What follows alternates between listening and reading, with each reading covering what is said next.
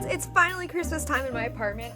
Do you know how long it took me to find a spot where I could sit in front of my Christmas tree and also have decent lighting that didn't make me look like I was completely like orange? It took a while. That was like at least 20 minutes of setting up for this video. So with all the craziness and excitement that is surrounding Captain America's Civil War trailer coming out, I decided to get Marvel themed.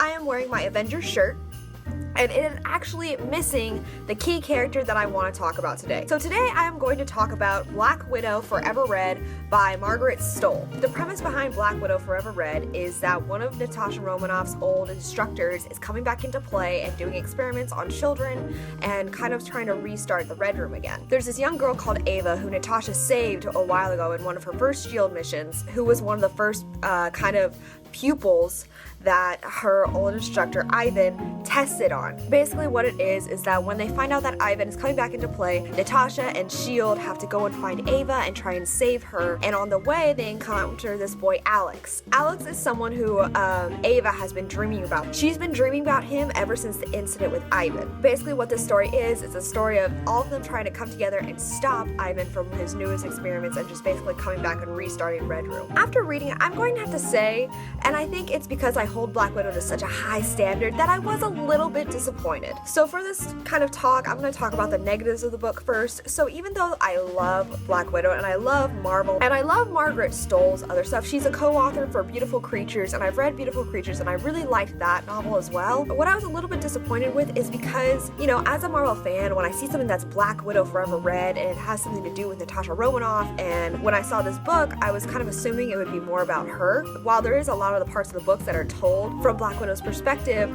a lot of it is also told from these new characters. And while I think these new characters are great, I really like their characterizations, I like their personalities, I like their presence in the story. It was a little bit disappointing because as someone who's going in thinking that this was going to be a Black Widow book, it wasn't really as much of the Black Widow as I would have liked. So even though the characters do play an important role in the story, I was a little bit disappointed because they weren't characters that I was invested in when I first picked up the novel. Like, they weren't the reason why I wanted to read this book. Other than that, I thought this book was really well written. It just read very much like a spy novel, so I thought that was really cool because it really was kind of playing into what she is so well known for in the field. I thought that was really good. The plot really was interesting once you kind of accepted the fact that there were new characters introduced, and honestly, I really like this book. If I had to rate this book, I would probably give it like 3.5 out of 5 stars. I enjoyed reading it, but because I'm such a huge fan of it, I kind of was like, okay, I want it to be held to a higher standard. But in all honesty, I do recommend this book to read. I think it's a really good addition to the Marvel Universe, and Margaret Stohl did a really good job keeping it to the Marvel Universe, but also adding her own spin to it. Brought in characters that we recognize in a really cool way. So they brought in Phil Coulson, which I was really excited about. Brought in Iron Man, like, he plays a huge part in this story, and I loved her characterization of Tony Stark because it's the Tony Stark we know and love, and you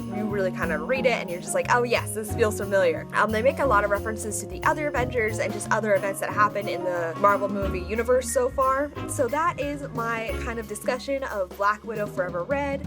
I did really enjoy reading it. The introduction to new characters kind of took me a little bit longer to get used to. I really did enjoy reading this book. I love Black Widow, so, you know, she's my favorite. Let me know if you guys have read this book or what your thoughts are on this book in the comments below. That's all I've got for you guys today. Let me know what you guys think in the comments below, and I will talk to you guys later. Okay, bye.